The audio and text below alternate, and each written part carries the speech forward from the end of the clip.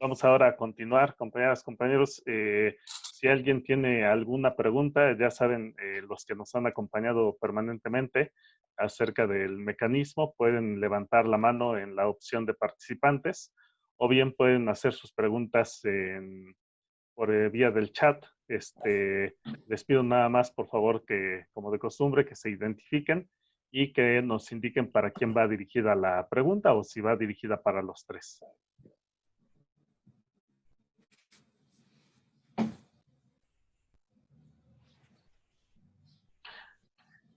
¿Alguien que tenga alguna pregunta, compañeras, compañeros? Bueno, entre tanto alguien se anima a hacer alguna pregunta, estoy aquí atento al chat y a si alguien levanta la mano. Eh, sí me gustaría. A ver, ya antes, prefiero mejor darle el paso a los demás para que hagan sus preguntas. Este, Miguel Lázaro, Miguel, si nos quieres decir a quién va dirigida tu pregunta en lo que la hago, y si no, bueno, pues le pediré a los tres que nos indiquen una opinión. Dice, mi pregunta es, ¿por qué es necesario seguir estimulando la demanda agregada a través de la política fiscal o monetaria expansiva si también se debe realizar estímulos a la oferta agregada? Nos indica que es para el doctor Moritz. A ver, también, eh, Moritz, tú también tienes el chat por si quieres a lo mejor analizar la pregunta. Me da la impresión de que dice que por qué es necesario utilizar la política fiscal para intervenir en la demanda agregada y si también se debería hacer algo respecto de la oferta agregada. Bueno, yo, las crisis generalmente se caracterizan, ¿no? De esta naturaleza en particular por una disminución abrupta de los ingresos y del consumo. Eh, ¿No? Lo que estamos viviendo hoy en particular es, pues obviamente, la caída, ¿no? de la demanda agregada y la respuesta inicial generalmente es pues para volver a hacer que las empresas produzcan y empleen, ¿no? Pues necesitamos que los consumidores vuelvan a demandar los bienes y servicios que estaban demandando en el pasado inmediato. Eh, si tú piensas que, ¿no? O a menos que pienses que estabas en pleno empleo, digamos, ¿no? Eh, la solución desde la perspectiva de la demanda es que siempre se debe de estimular esta para que la empresa eh, responda, ¿no? Vuelva a producir. Curiosamente, ¿no? Si tú lo vieras desde otro lado, ¿no? Si le dieras incentivos a la oferta para que, a las empresas para que producieran y emplearan, ¿no? Pues obviamente, o quizá lo harían, pero la pregunta es, ¿quién les compraría? Si la contraparte, ¿no? Es decir, los consumidores, pues no ven aumentado su ingreso. Eh, entonces, siempre que uno analiza, ¿no? O una visión, sobre todo la keynesiana, es que, ¿no? La respuesta, la oferta sigue la demanda y no al revés. Entonces, no creo que, eh, o mejor dicho, el mejor estímulo que le puedes dar a la oferta es a través del consumo, ¿no? Eh, yo no creo que haya un empresario que aguante un choque de demanda, ¿no? Que no responda a un choque de demanda, contrario a que, por ejemplo, le puedes ofrecer un crédito a cero tasa de interés regalado, ¿no? Pero puede ser que no responda porque pues, no ve esos animales espíritus están a la baja, como decía Francisco, ¿no? Sobre lo que viene en el futuro inmediato. Entonces, si por el lado del consumo le das un choque, ¿no? A través del mismo gobierno incrementando su gasto o cualquier mecanismo, estoy seguro que es más factible que responda que si, ¿no? El mismo productor le dices, te voy a dar una tasa de interés cero. Y bueno, sigue la demanda sin crecer. Entonces, me parece que esa es la visión, ¿no? O la política que se ve, ¿no? En términos llanos en la visión keynesiana y que, ¿no? Resultó insisto, en los 30 y resultó en el 2008, ¿no? Y seguramente resultará otra vez en este periodo. Muchas gracias, doctor Moritz. Doctor Francisco López Herrera, dice la pregunta de Héctor Valtierra Valdés. Algunos formamos parte de la economía formal. ¿Cuál es su informal? Disculpe. Algunos formamos parte de la economía informal. ¿Cuál es el pronóstico? ¿Tiende a desaparecer o a fortalecerse? Bueno, esta es una pregunta muy, muy interesante por varios aspectos. Es muy difícil, creo, plantear un pronóstico. Más bien, lo que puedo ofrecer en principio, creo, es una perspectiva más que un pronóstico como tal, porque hay varios elementos que juegan. En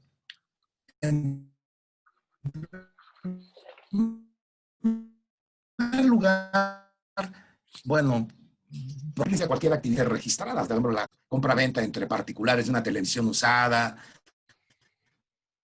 o de, bueno, ahora ya no podemos hablar de televisión, perdón, de pantalla, necesariamente tiene, pues no se va a registrar, no pasa de impuestos, queda fuera de la parte formal de la economía en principio. Particularmente cuando se presenta la crisis, y lo platicaba hace poco con un amigo, el doctor Perrotini, hacía una remembranza, no soy tan viejo como parezco, pero tampoco soy tan joven como...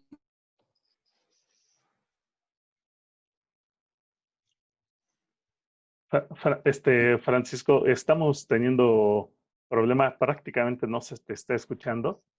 Sí, no, tratas de acercarme más al micrófono, no sé si ahí se No, escucha. es más bien una cuestión de la red, al parecer. Ya. Ahí parece Bueno, que ya mejoró, ahí parece que ok, mejoró. decía yo que es muy difícil hacer un pronóstico, pero bueno, tomando como referencia cómo fue creciendo el problema, al principio la economía informal es cualquier actividad que no esté registrada, por eso es, pues bueno, parte de medir el PIB, en parte, bueno, ya no es la discusión de si mide o no completamente todo lo que tiene que medir, pues ni siquiera las actividades económicas básicas están totalmente reflejadas, por ejemplo, en la medición del PIB, lo cual, bueno, no quiere decir que no tenga alguna utilidad, pero no es la gran utilidad. No da cuenta de todo lo que debería de dar cuenta, al menos si hablamos estrictamente de actividad económica en cuanto a crecimiento de la misma. Puede ser un indicador, pero no perfecto.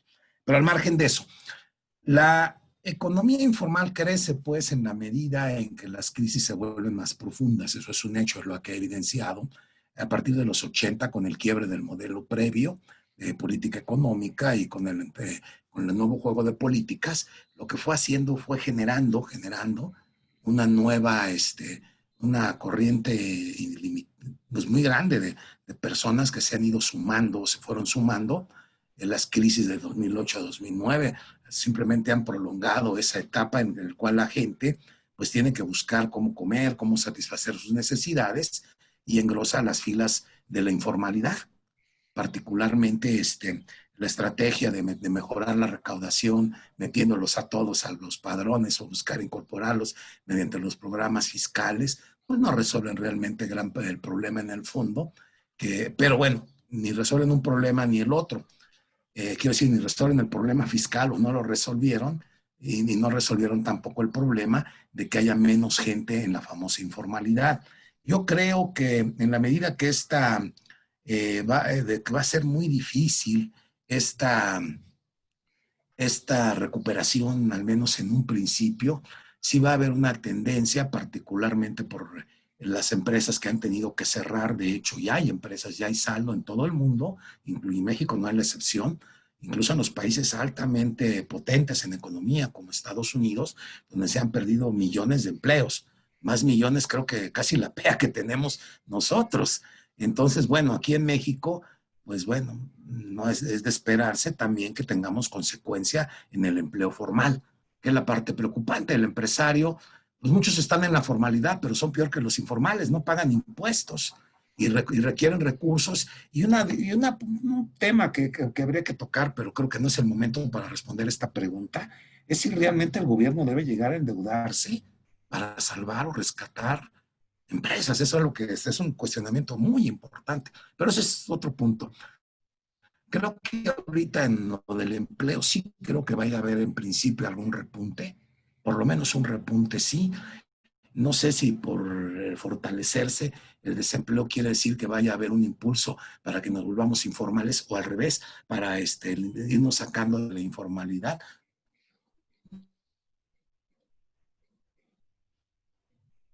No lo sé, pero lo que sí me queda que engrosen las filas de la informalidad, desafortunadamente, porque son consecuencias, pues, a lo mejor no deseables, más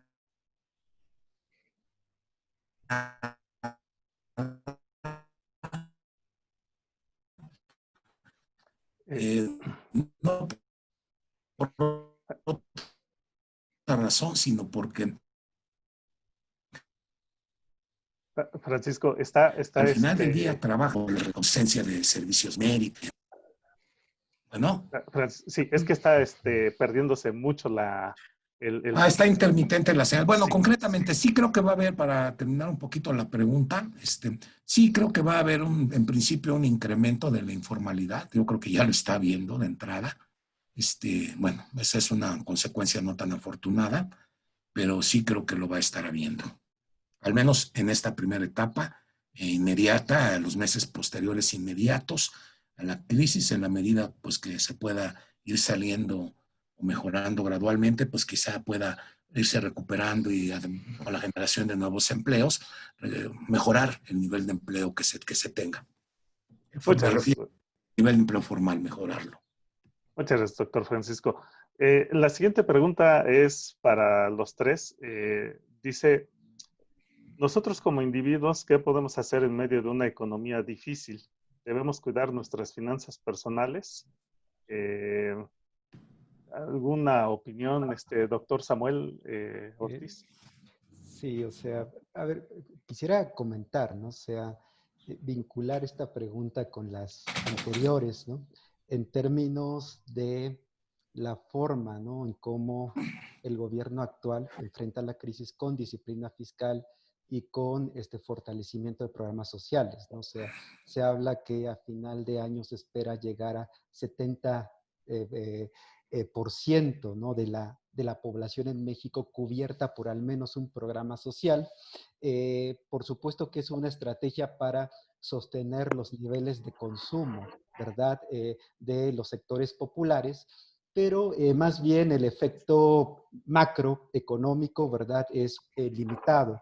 Bien podemos pensar en que existen impactos positivos, ¿verdad? A nivel de la industria de los alimentos, las bebidas, el comercio al por menor, pero hay que considerar también, ¿verdad?, que buena parte de las ganancias, ¿verdad?, se pueden filtrar al resto del mundo, considerando que las estructuras de mercado dominantes en estas actividades que en principio se pueden fortalecer a partir de los programas sociales, ¿no? En este contexto, digo, me parece que lo mejor que podemos hacer, ¿no? Como sociedad, ¿no? Sea, y dado el carácter altamente limitado, ¿verdad?, del accionar del gobierno actual, es el fortalecer el consumo, ¿verdad?, denominado, ¿verdad?, de barrio, ¿no? O sea, me parece fundamental como una forma de mantener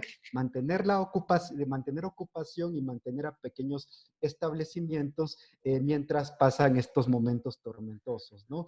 Llama la atención, ¿verdad?, que según la última estimación, ¿verdad?, de INEGI, podemos dar cuenta, ¿verdad?, del tamaño que alcanza la destrucción de empresas y cómo la destrucción de empresas en el mes de abril no afecta a las empresas micro y pequeña, y ello en parte pues se puede explicar por este fortalecimiento de programas sociales que tienen impactos, ¿verdad?, en demanda de cierto tipo de actividades. Y los grandes perdedores en esta información apunta que son las empresas, ¿verdad?, de tamaño mediano y grande, donde sí se verifica, ¿verdad?, una desaparición de al menos 1.500 empresas, ¿no? Es un dato que vale la pena mencionar. El tema finalmente de la economía informal, en mi opinión, más bien es un rasgo estructural de la economía mexicana. El dato que tenemos, ¿verdad?, a partir de la última ENOE, es verdad el desplome de la población ocupada en cerca de 12 millones de personas, 10 millones de la economía informal, y ello de parte nuevamente te advierte del carácter muy limitado que tiene la política, ¿verdad?, de otorgar 4 millones de créditos a los microestablecimientos del sector formal e informal, ¿no? Dejaría allí mi comentario. Muchas gracias, doctor Samuel. Doctor Francisco, ¿algún comentario respecto a esta pregunta acerca de qué hacer como individuos ante esta situación? Sí, claro, digo, siempre las finanzas personales es conveniente cuidarlas. Hay un consejo crematístico básico, ¿no?, de la antigüedad. De hecho, ahorita recordé que la crematística es el origen de la ciencia económica, ¿no? La crematística en los griegos, la idea de cuidar la casa, básicamente. Es decir, la primera teoría microeconómica surge ahí. Pero básicamente, pues sí, las finanzas siempre son personales, son muy importantes. Al igual que en lo pequeño es en lo grande, también se dice, y eso es cierto. El endeudamiento, pues ser cuidadoso, ¿no? Fundamentalmente, si arrastramos deudas, tarde o temprano tenemos que pagarlas con el costo del financiamiento.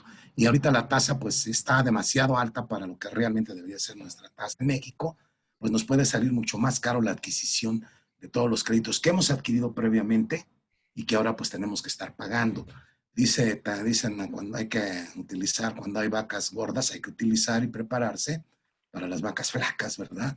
Eso es un consejo básico, elemental. Creo que eso no necesitamos estudiar maestría ni doctorado. En mi doctorado lo hice, me gradué con una tesis de temas financieros, de economía financiera, particularmente estudiando el contexto del Telecán y la inserción de México al mercado mundial de capitales, el famoso proceso de integración. Y entonces, pero no sin estudiar tanto para darnos cuenta que pues si cuido mi dinero, siempre es aconsejable en todo momento, sin llegar a los extremos, ¿verdad? Tampoco hay que llegar al extremo de, como dice, no comprar plátanos para no tirar la cáscara, como tampoco se debe llegar a gastar innecesariamente. De hecho, creo que ahora más que nunca en estas condiciones debemos ser más cuidadosos con las estrecheces que enfrentamos. El grueso de la población pues enfrenta condiciones peores que las que a lo mejor nosotros podríamos tener. Como dicen, siempre hay que ver un poquito hacia atrás, ¿no? Me dice un amigo, cuando te sientas mal, siempre voltea a ver para el otro lado, verás que hay quien está peor que tú. Y tiene razón, ¿no? Ahorita estamos viendo una crisis, a todos nos está afectando en cierta medida o de alguna manera. Sin embargo, los que están atrás, como decía aunque lo dije de broma, como decía el general Maximiliano Ávila Camacho, aunque solo sepan comer frijoles y chile, lo peor es que no tengan ni para eso. Porque eso, pues digo, no, ya no es el problema de simplemente de si es un tema de humanidad o para qué sirve la economía o para qué sirven las ciencias sociales, sino para la sociedad que está formada por seres humanos. Sino más allá de eso, es simplemente pues un tema social grave que puede tener repercusiones políticas. Pero bueno, los que sí podemos cuidar nuestras finanzas, podemos cuidar cuidar nuestros ingresos, ahora se vuelve más importante. Creo que es entre las reflexiones que hay que hacer, pues podemos meditar y reflexionar cuánto es lo que realmente necesitamos y qué es lo que realmente debemos priorizar. Creo como consejo financiero, básicamente, como dice el dicho, los que cuidan pues mucho dinero es porque cuidan muy bien los pesos, ¿no? Algunos llegan a cuidar hasta los centavos, pero bueno, con cuidar los pesos, con eso es suficiente y no perder el tiempo quizá cuidando los centavos. Y ahora sí es muy importante, creo, el ahorro en todos los sentidos. Pues básicamente esto tendría como un sentido mínimo, creo, particularmente pues porque a recursos escasos, como también va a haber financiamiento probablemente que no a grandes caudales disponible, los países del centro van a buscar por salir ellos de su problema. Y la banca, por ejemplo, en México, pues no tenemos banca de México, tenemos banca en México, bancos en México, que no responden a las necesidades necesariamente, ni tienen por qué hacerlo en su lógica de ganancia, porque pues no son de aquí. Ellos viven en Europa o en Estados Unidos, donde les está yendo del cocol. Digo, no necesitamos enterarnos, ahorita estoy viendo la cantidad ingente de dinero que van a utilizar en Europa para la recuperación y ni así van a salir, ni Estados Unidos con eso sale. Pues claro que no. Entonces, pues van a tener muchos recursos que ocupar en sus propias economías, como para pensar que nos van a regalar o el endeudamiento tampoco lo veo yo conveniente, incluso a nivel nacional, porque tarde o temprano hay que pagarlo. Ahorita estamos pagando deuda desde cuándo. Un ejemplo concreto. A ver, Pemex. Pemex es la empresa más endeudada. Hace 6 años con unos colegas de la Facultad de Contaduría y Administración, bueno, un poquito más de 6 años, y un colega de la UAM Iztapalapa, presentamos un análisis muy básico de la situación financiera de Pemex y veíamos que tenía una buena posición financiera, visto desde la perspectiva estrictamente financiera, válgase la redundancia. Ahora vemos que es la empresa que más se ha endeudado del Estado, bueno, la empresa del Estado que se ha endeudado a niveles tales que está a punto de la quiebra. ¿Dónde fue todo ese financiamiento? Entonces, pues endeudarse no parece ser la solución per se. Digo, yo ahorita, digo, caso personal, por alguna razón el año pasado pude cerrar el año utilizando parte de mis recursos para reducir mi endeudamiento personal al mínimo posible. Y pues ahorita creo que estoy bien, me pareció muy bien la medida. En plena crisis tengo menos salida de flujo de efectivo. Entonces, igual ahorita ahorita el problema de personal, pues obviamente es personal y cada quien tiene que ver cómo resolverlo, eso sí es un hecho. Pero como consejo general, yo creo que sí es buen momento para repensar en reorganizar nuestra vida en el sentido del gasto. Visión personal, cada quien puede hacer, pues digo, obviamente tomar decisiones de acuerdo a cómo se sienta mejor, ¿no? También al final del día, de eso se trata, de que estemos lo mejor posible, todos conviviendo en un espacio público, que ahora estamos acotados a asistir, pero el día que regresemos, pues que cada quien esté lo mejor posible. También me preocupa mucho, aunque quizá me voy a salir un poquito del tema, no sé si sea pertinente, si no me guardo, si hay una pregunta antes que atender, mejor me guardo para un comentario que quería hacer como de parte de la reflexión que he venido haciendo. Entonces, pues a ver cuál es el punto, qué procede, si hay una pregunta hay que atenderla mejor de parte de los participantes y si hay oportunidad, pues después si me dan la oportunidad puedo comentar algunos de los puntos que hemos estado platicando que me motivan mucho también a mí a reflexión como estudioso de esta ciencia social que es la economía, ¿no? ¿Cómo no, doctor Francisco? Muchas gracias. Doctor Moritz, ¿quiere comentar alguna cuestión respecto a esta pregunta en particular de la actitud individual que a seguir? Bueno, es que es muy difícil. Supongo que depende de la situación de cada quien, ¿no? Si estás empleado, bueno, pues, no. Generalmente en tiempos de crisis pues, llama la frugalidad, un poco por si, ¿no? Ahorrar por si por mala suerte llegas a perder el empleo. Y si no, estás empleado, pues obviamente a buscar la forma de obtener un ingreso, ¿no? En ese sentido, yo creo que sí, esto va ligado a un claro incremento de la informalidad, ¿no? Como consecuencia del desempleo creciente, que se suma además, ¿no? Al cierre de la válvula de escape generalmente de la gente que no tenía empleo o que no tiene empleo, que es la migración, ¿no? ¿A dónde van a migrar si hoy no hay empleo? No hay empleo en Estados Unidos, no hay forma de llegar a Estados Unidos o es más difícil y además, ¿no? Está también en una situación crítica. Entonces, la respuesta concreta es difícil. Yo creo que depende de cada quien, ¿no? Cómo enfrentar la situación, si estás empleado o no estás empleado. Pero, ¿no? Pues llamaría a lo que la teoría sugiere es que los consumidores generalmente en época de crisis, ¿no? O ahorran, ¿no? Porque el futuro es incierto, o tienden a pagar sus deudas, ¿no? Para no tener problemas financieros en el futuro inmediato. Eso también va contrario un poco a la idea de darle mucho dinero a la gente, ¿no? Porque si la gente reacciona así, a través de transferencias y demás, entonces pues, no se estimula el consumo. Vamos, es una situación realmente, ¿no? Difícil. Por eso el gobierno también debería, ¿no? Aparte de las transferencias, hacer uso de la otra arma que tiene, que es la más importante quizá y que no ha utilizado, que es la inversión pública, ¿no? A través de la inversión pública es como, ¿no?, se puede estimular, además las transferencias, ¿no?, pero es como puedes estimular realmente una economía y además siembras, digamos, para el futuro, para el crecimiento futuro.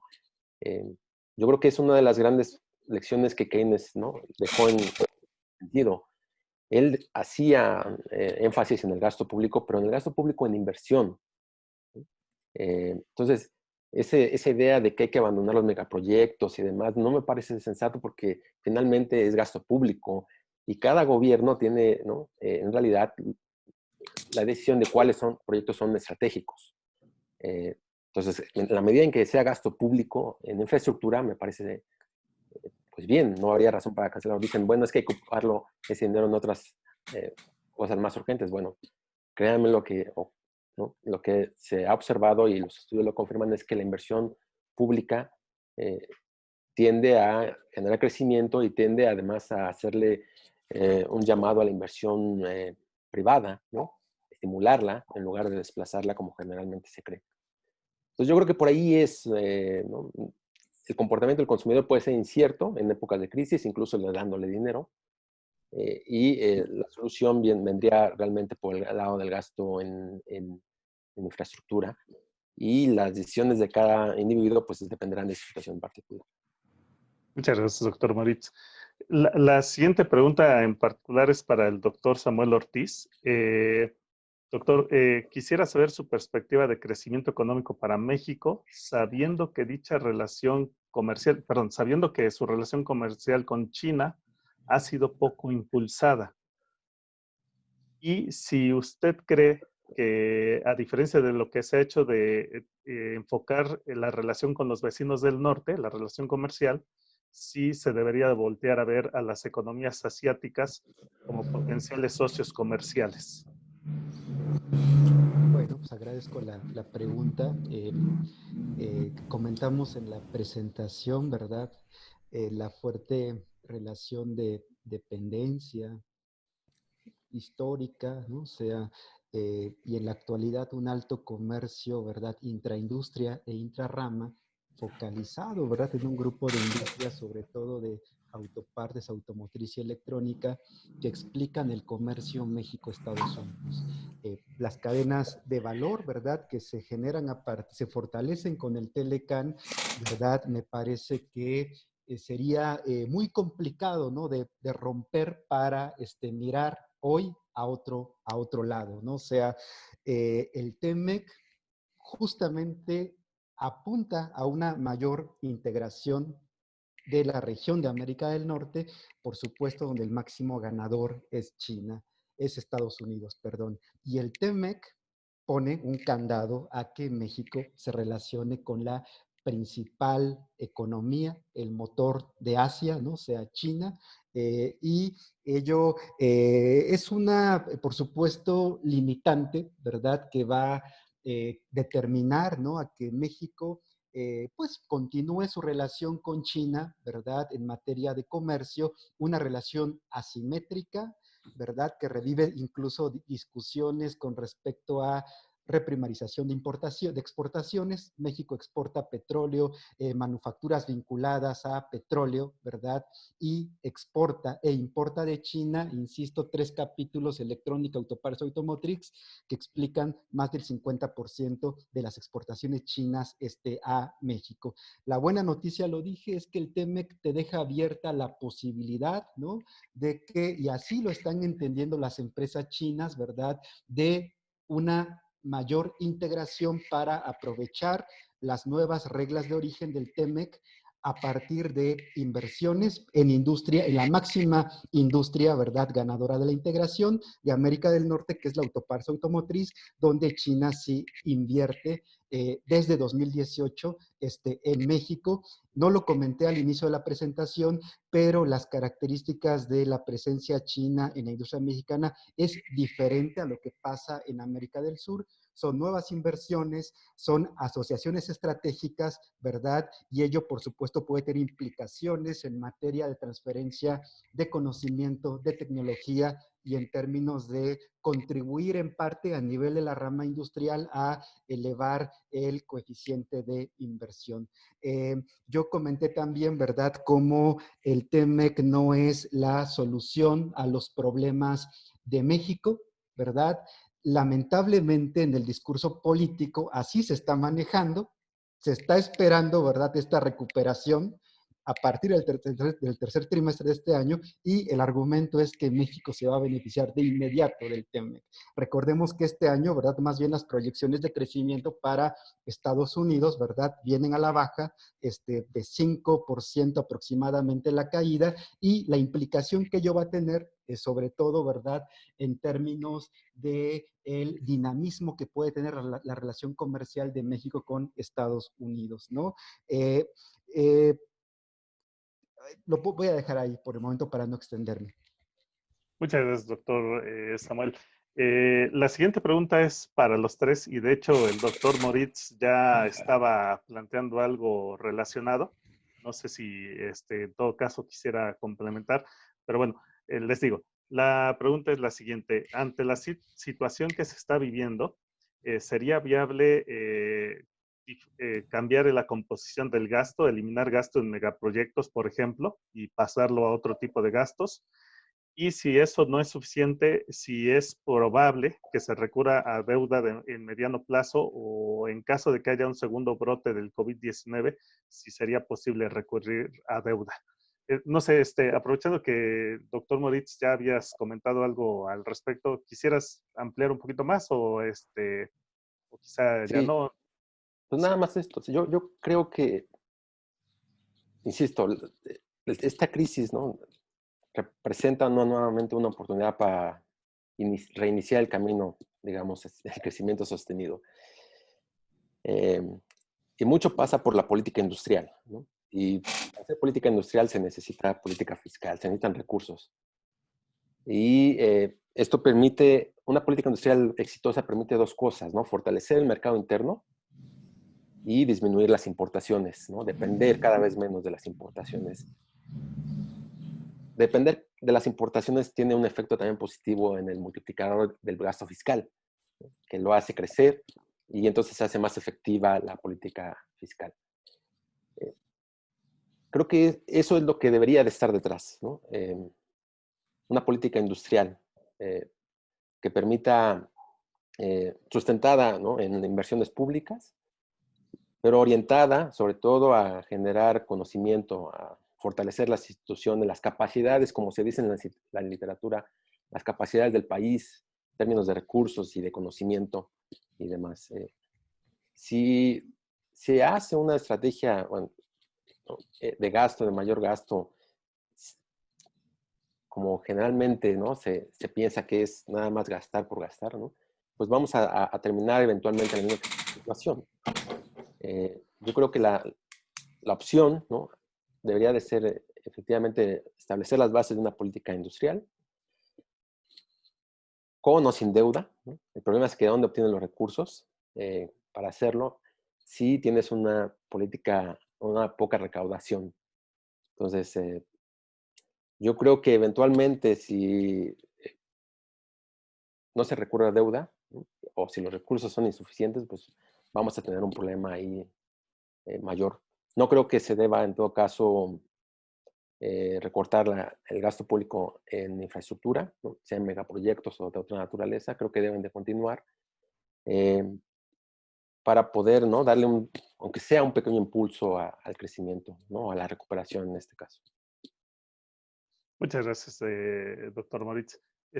Doctor Francisco, ¿alguna opinión respecto de esta pregunta? Sí, digo, están resultando muy interesantes las preguntas. Cada que oigo que hacen una pregunta, cada que oigo un comentario de los colegas, híjole, es muy rico. Como lo había dicho, es un espacio de reflexión muy importante el que estoy encontrando en este evento. Y ahorita esto que se está diciendo me llama la atención mucho porque me hace pensar algo básico. Creo que la clave, Moritz acaba de mencionar algo clave. Tenemos que pensar por repensar, nos vemos obligados a repensar cómo tomar el sendero del crecimiento que sea sostenido. Y eso es un problema serio realmente, muy fuerte, porque nos remite, y también por los elementos que se hablan de que si deuda. Yo hablaba hace un momento de que nuestro espacio fiscal está muy acotado. Lo dice Moritz, es que se requiere el espacio fiscal sólido, fuerte, amplio, para que pueda haber una profundidad en la política y el desarrollo, el diseño de las políticas. Pues cada que hablamos de política, pues regresamos a lo que decía, ¿no? La economía es la más política de todas las ciencias sociales, a final de cuentas, por diversas razones. Y un planteamiento fundamental para poder repensar en eso otro es, bueno, ¿y cuál es el papel del Estado? ¿Cuál debe ser el papel del Estado entonces? Se hablaba, Moritz hizo un breve, pero bastante sustancioso recuento de cómo el siglo XX nos hizo transitar de una crisis que fue la de, digamos, la crisis del 30 hacia la crisis de los últimos 30 años, y parece ser que con altibajos, la gran crisis, a lo mejor visto desde la perspectiva de la teoría de los ciclos, de los grandes ciclos, dentro de esta gran crisis del ciclo largo, que se ha dado por ejemplo, como Wallerstein y otros que se han dado como estudiosos de esos temas, pues los han planteado. Y este papel no es trivial. Creo que es muy importante, antes que nada, entender concretamente y muy bien la situación y, como dice con qué políticas se deben enfrentar. Yo creo, regresando un poco a esa historia, porque hay que aprender de ella a final del día, si no estamos condenados a repetir los fracasos nuevamente. Yo creo que la historia de la crisis de los 70, 80 tiene unas enseñanzas muy grandes que quizá no estamos aprovechando. Y yo creo que, más allá de que si las políticas adoptadas fueron correctas, pues a lo mejor no fueron correctas por una sola razón, porque creo que el diagnóstico no fue perfecto, no fue completo, sino es que fue erróneo. Se pensó, no, es que el Estado hay que minimizarlo, el papel del Estado, menos Estado, todo viene porque el dinero, porque monetiza sus déficits, pero el Estado en una fase de varios años continuada de una economía expansiva en Estados Unidos, pues sí, había estado gastando mucho en armamento, por cierto, o la guerra con Vietnam, y antes de eso Corea sobre todo Vietnam, fue un sangradero para las finanzas públicas estadounidenses. Pero hay un tema muy importante que, además de esos déficits que se fueron alimentando y que podía solventar debido al carácter vehicular del dólar, particularmente a partir del fin de la Guerra Mundial, con los acuerdos de Bretton Woods, que se convirtió en la moneda eje del sistema monetario internacional, hay un problema de fondo que se perdió de vista en el diagnóstico. Y es que las crisis petroleras que originaron esas escaladas de precios, todos nos quedamos con la idea pues, de la escalada del precio, nada más, como un problema. Pero también obviamente les convenía en parte a las empresas petroleras estadounidenses esa alza de los precios petroleros, porque al igual que México también en esos años, pues recibían un ingreso petrolero ampliado.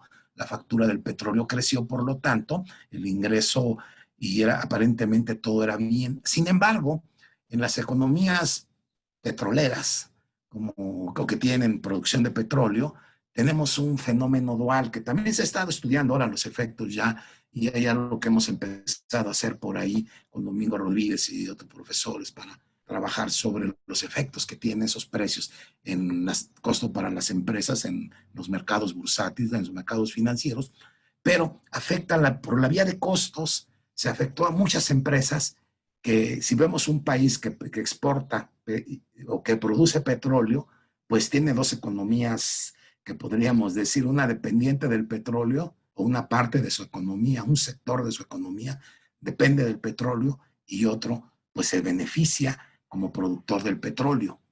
Entonces, esto indujo lo que se ha dado en llamar una inflación de costos. De hecho, varios autores estadounidenses por ahí en los años 80, 90, trataron mucho ese problema sobre la mala lectura que se había dado a ese proceso, que fue lo que produjo estancamiento e inflación. Porque por un lado tenías costos de producción crecientes, las economías industrializadas dependen del petróleo. Por eso, dígase lo que se diga, yo no estoy en contra y creo que nadie de nosotros está en contra de las energías renovables. Pero dígase lo que se diga, vamos a seguir dependiendo del petróleo por varias décadas para muchas cosas. No todo es gasolina. Como decía el comercial de radio hace muchos años, no solo de gasolina vive el coche, no vive de otras cosas. También la sociedad industrial no solo vive de gasolina, vive de muchas otras cosas. Todo lo que tenemos a nuestro alrededor, yo volteo y donde quiera veo derivados de petróleo en las pinturas, en los esmaltes, ahora hasta en los alimentos, en los quesos, en la leche, en todo hay petróleo al final del día o derivados del petróleo. Entonces, eso implica que las empresas se están utilizando como insumos, y eso no es ahora. Estamos hablando de la era del plástico, por favor, empezó de todo el siglo pasado. Entonces, en los 70, pues la economía estadounidense, productora de mucha tecnología, por ejemplo, y en ese tiempo compitiendo con desventajas con los japoneses y otros, o empezando a reflejar las desventajas de su competitivas y lo que sea de comercio y todo eso, pero al final del día, en principio dependía su costo de producción fuertemente de los precios del petróleo, vía directo los combustibles y combustibles utilizados para echar a andar su maquinaria industrial, como muchos de los insumos, los plásticos, los terephtalatos, los polietilenos, los poliuretanos y todo ese tipo de derivados de la industria petrolera que se utilizan pues en todo lo que conocemos, repito, hasta nos lo comemos diario una dosis, no podríamos ya vivirse una dosis petrolífera diario.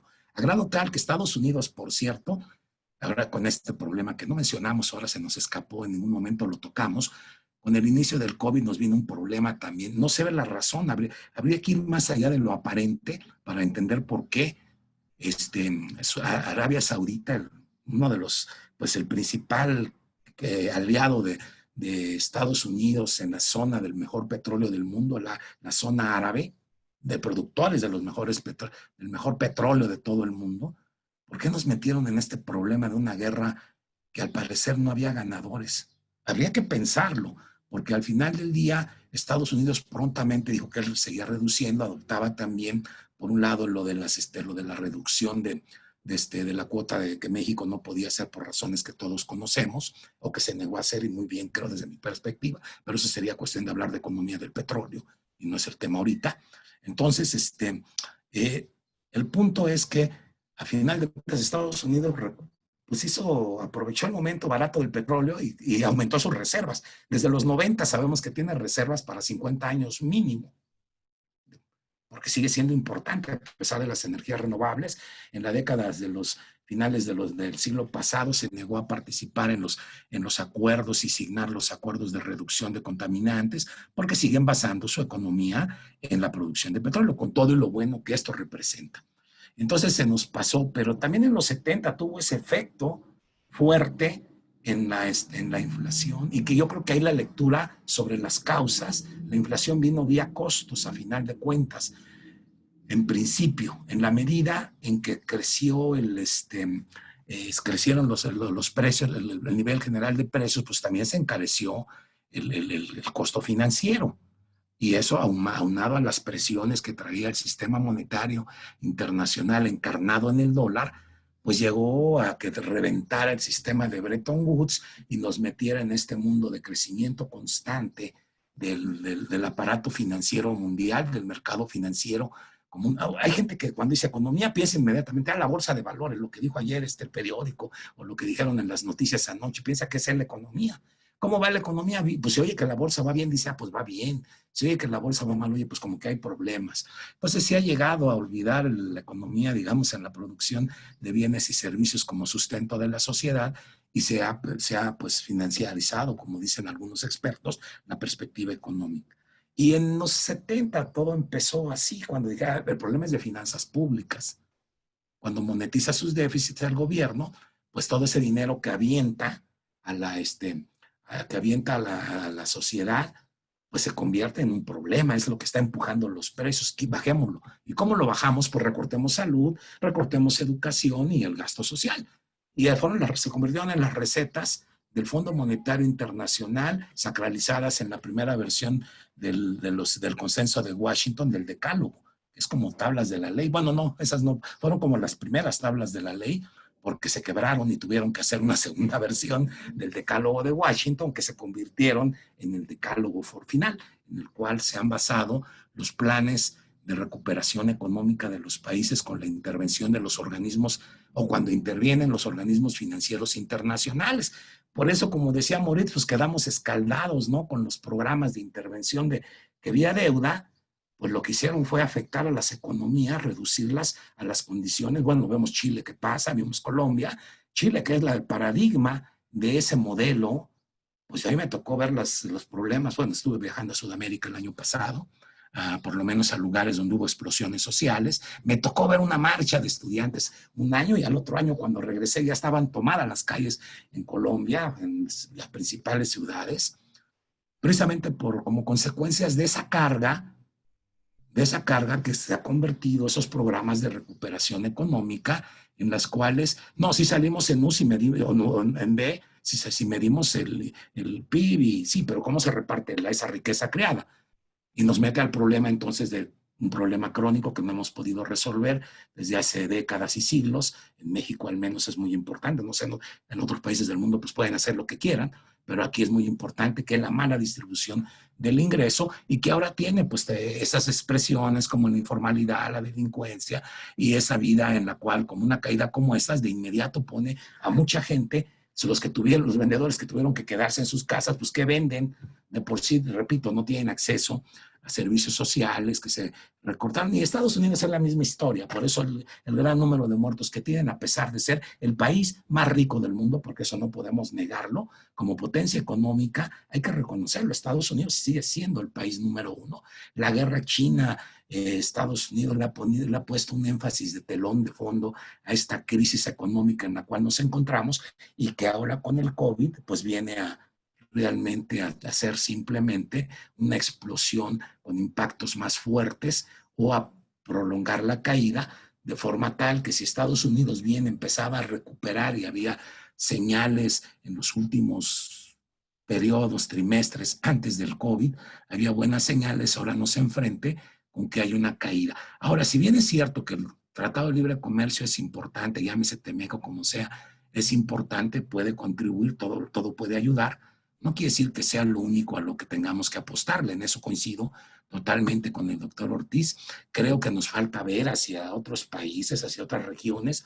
Yo por eso a propósito presenté lo del MILA, porque financieramente pues ya hay fuertes vínculos con esa región, con una parte de Sudamérica. No son todos, hay otros países, pero ahí también está habiendo ya un entretejido, no solo de compra y venta de títulos, por supuesto que no, sino de tener un título significa ser propietario, por lo menos de una parte de una empresa, hasta donde los títulos amparan las acciones, y tener, por lo tanto, injerencia posible en las decisiones que esa empresa toma. Entonces, todo ese entrelazado ya se está dando. En nivel privado, pues bueno, van haciendo en la búsqueda de ganar dinero, pues sí están buscando en otro lado. Ahora, regresando al problema, ¿qué tanto Estado? O sea, por un lado, este consenso de Washington, estas medidas que nos pusieron en esta situación, pues decían que menos Estado, ¿no? No se trataba de más Estado, se trataba de menos Estado. Ahora que decimos un gobierno austero, entonces, porque hay que abandonar, eso sí, el gasto superfluo, yo creo que nadie está en contra de eso, y si alguien está en contra, bueno, a lo mejor como un amigo, bueno, no un amigo, un Uber que una vez un chofer de un Uber que me decía una vez, no, es que ahora ya no tenemos primera dama, y eso qué, a mí qué me importa que sea primero, segundo, tercera, es su problema, no es el mío, ¿no? Y gastar en babosadas, pues yo creo que no tiene sentido, 10,000 pesos o 50,000 pesos por llevarse una peinadora y una maquillista en un viaje de 3 días, 50,000 pesos. Oye, pues hay mucha gente que estudió un doctorado, creo que nosotros difícilmente, hay días que ganamos, o en un periodo de 3 días ganamos 50,000 pesos, digo, no creo que sea un día común para nosotros. Pues bueno, no porque menospreciemos el trabajo de una maquista, pero si empezamos del valor del trabajo, como de las teorías básicas del valor, pues entonces, ¿dónde está el pago igual a trabajos iguales que consagra incluso nuestra constitución mexicana? Entonces, bueno, hay una serie de distorsiones que se han generado a partir de una mala lectura de lo que considero yo, y efectos mundiales, de una mala lectura de lo que fue la crisis de los 70, que muy bien que Moritz me la recordó, porque parte de mi tesis de este tema de la expansión financiera y cómo México se integra a eso, claro, mis análisis son desde otra perspectiva, pero revisé desde esas partes y quedé como un tema muy importante que ahora Morris me hace recordar. Bueno, nunca lo he perdido de vista, de hecho te lo he tenido presente, pero el vínculo pues con esto y lo financiero y las relaciones comerciales, pues claro que son patentes y evidentes, forman parte del contexto económico en el que nos desenvolvemos y que son la realidad que estamos enfrentando. Entonces yo creo que ahora debemos tener mucho más cuidado. Por eso hablé de la discusión que traen economistas practitioners como de la Reserva Federal, que no me acordé bien el nombre, como las lecturas que hizo Volcker en su momento, en los 70, que son importantes porque son autoridades que ejercen poder y toman las decisiones que afectan a medio mundo y a todo el mundo en ocasiones. También como la perspectiva mencioné a Krugman, que es un profesor, pues que yo creo que nadie lo tildaría de extrema izquierda, sino es un profesor más bien del mainstream, quizá no un defensor de las posturas más radicales del mainstream, como algunas, por ejemplo, los libertarians y todo eso, que abogan por el libre mercado y cero Estado. Y ahora que decimos un Estado austero, un gobierno austero, ay no, tiene que gastar a fuerza en rescatarnos. Bueno, en fin, ya no, ¿qué queremos? Yo creo que deberíamos de empezar, además de un buen pronóstico, para no equivocarnos, un buen diagnóstico, una buena lectura de cuál es la situación, y eso solamente se va a lograr en la medida que tengamos espacios de reflexión y debate como estos, y que esto, bueno, nada más nosotros, sino participe más gente desde diferentes puntos de vista, por supuesto, pero también, además del diagnóstico, un buen diseño de políticas adecuadas, con base en una visión pues más congruente, porque bien podemos decir entonces, pues deuda, sí, para deuda, ¿quién la va a pagar? No, pues en el futuro, pues ahí pagarán quiénes, los que vengan. Oiga, estamos pagando lo del Fobaproa y estamos pagando partes de esas deudas que se han venido contrayendo y pues ¿dónde vemos los beneficios? Ahí tenemos un sistema educativo con dificultades. Digo, la UNAM sigue siendo una institución pública, afortunadamente, al igual que toda la universidad pública está sujeta a grandes presiones, en parte presupuestales, por cierto, por falta de recursos. Francisco, si vamos cerrando la intervención, por Sí, favor, por el tiempo. entonces, un buen diagnóstico, antes que nada, es lo fundamental, primero. Y, pues, diseñar políticas congruentes, ¿no? Con decidir qué queremos, más Estado o menos Estado. Si queremos más Estado, pues hay que pagar impuestos, hay que poner lo que toca. Si queremos menos Estado, pues entonces no le pidamos que nos dé cuando tenemos las vacas flacas y en las vacas gordas no les pagamos los impuestos, nos quedamos con todo. Yo creo que son puntos importantes que deben debatirse y que no solo debemos debatir en el espacio académico, sino en el espacio social, porque es donde también son los que pagan las consecuencias. Son esa gente que no tiene empleo, son esa gente que pierde su empresa, o son esa gente que no tiene para pagar la nómina de esta semana y que a lo mejor estos son los últimos días de actividad para ellos, no lo sabemos, pero tendríamos que participar todos. Perdón por haberme extendido. No, no, está bien, No muchas sé para gracias. qué estudié economía, a lo mejor No. estudiar fútbol, me iría a la tele y hablaría 2 horas sobre Muchas gracias, Francisco. Doctor Samuel, un comentario a la pregunta que quedó Sí. para todos. Ok, coincido en que no se deben de abandonar, ¿no? Estos 4 proyectos emblema, digo, ya están, y de hecho estaban considerados en las perspectivas de crecimiento para 2020 en enero, que marcaba una expansión del 1%. Coincido en la importancia, ¿no?, de elevar significativamente, ¿verdad?, la inversión. No todas la batería debe estar apuntada, ¿verdad?, al fortalecimiento de programas sociales. Me parece muy importante también estimular el coeficiente de inversión, y ello se logra necesariamente con un fuerte impulso de la inversión pública, que debe, por supuesto, basarse en diagnósticos específicos. Yo hice referencia en la presentación a que no hay en este gobierno, ¿verdad?, planteamiento claro de política industrial, ¿no? O sea, más allá del decálogo, no existen cuáles son, por ejemplo, las actividades a fomentar, ¿no? que se pueden beneficiar en parte por la nueva integración, ¿no?, que se promueve con el TEMEC. ¿Cuáles son esas industrias en términos de actividades donde México realiza, ¿verdad?, productos, ¿verdad?, de forma diferente, ¿no?, al resto del mundo, con base en su capacidad de encadenamientos, de generación de empleos, y sorprende que no, en mi opinión, no hay una visión clara, ¿no?, al respecto, y esa es una gran limitante, ¿verdad?, que sin lugar a dudas, ¿verdad?, me parece que acompaña, ¿no?, sea al gobierno actual, ¿no? Muchas gracias, doctor Samuel.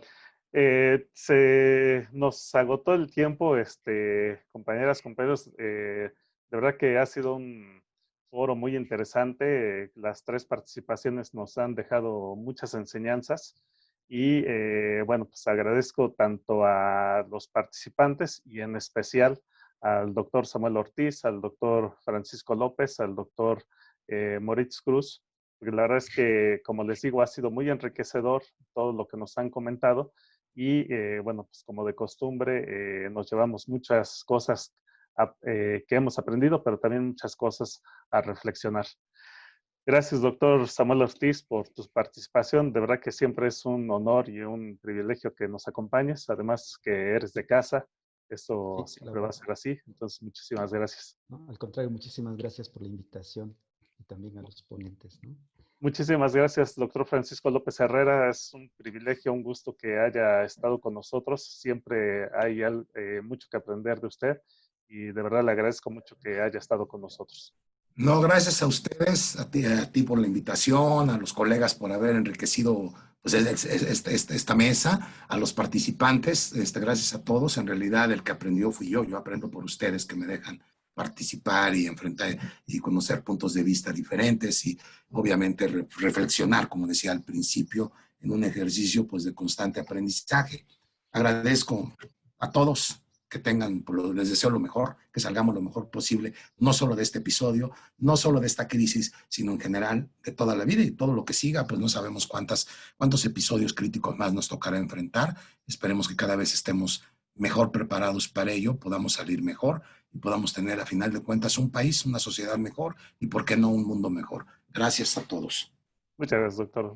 Muchas gracias, doctor Moritz. La verdad que siempre muy interesante escucharte, aprender de ti y de verdad que es un privilegio que nos acompañes y que estés con nosotros. Muchas gracias.